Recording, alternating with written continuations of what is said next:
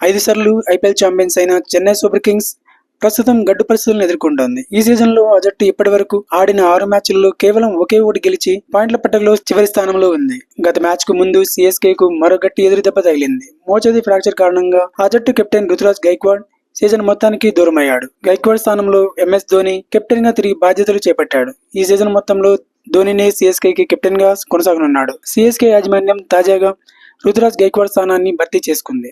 ముంబై చెచ్చర్ పిడుగు ఆయుష్ మాత్రేను జట్టులోకి తీసుకుంది. రుతురాజ్ ప్లేస్ కోసం సిఎస్కే మేనేజ్మెంట్ మాత్రేతో పాటు పృథ్వీ షా, ఊర్విల్ పటేల్, సల్మాన్ నిజార్ పేర్లను పరిశీలించినప్పటికీ చివరికి మాత్రేకి ఓటు వేసింది. మాత్రేను సిఎస్కే 30 లక్షల బేస్ ధరకు సొంతం చేసుకుంది. మాత్రే ఈ సీజన్ మెగా వేలంలో పోటీ పడినప్పటికీ ఏ ఫ్రాంచైజీ అతన్ని కొనుగోలు చేయలేదు.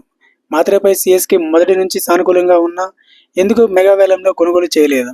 గతేడాది సిఎస్కే మాత్రేను టైల్స్ కూడా పిలుచుకుంది. మాత్రేను వీలైనంత త్వరగా జట్టులో చేరాలని సిఎస్కే మేనేజ్మెంట్ కబురు పెట్టినట్టు తెలుస్తోంది. ఎల్ఐజీతో మ్యాచ్ కోసం సిఎస్కే ప్రస్తుతం లక్నోలో ఉంది. ఈ మ్యాచ్ ఇవాళ రాత్రి జరగనుంది. అయితే ఈ మ్యాచ్ కు మాత్రే అందుబాటులోకి వచ్చే అవకాశం లేదు. ఏప్రిల్ 20న సిఎస్కే ఆడబోయే తదుపరి మ్యాచ్ కు మాత్రే అందుబాటులోకి రావచ్చు. కుడి చేతి వాడడం ఓపెనింగ్ బ్యాటర్ అయిన మాత్రేకు ముంబై క్రికెట్ సర్కిల్లో మంచి గుర్తింపు ఉంది. మాత్రే ముంబై తరపున అతి తక్కువ మ్యాచ్లు ఆడిన టాలెంటెడ్ ఆటగాడిగా పేరు గడించాడు. మాత్రే 9 ఫస్ట్ క్లాస్ మ్యాచ్ల్లో 2 సెంచరీలు, ఒక హాఫ్ సెంచరీ సాయంతో 504 పరుగులు చేశాడు.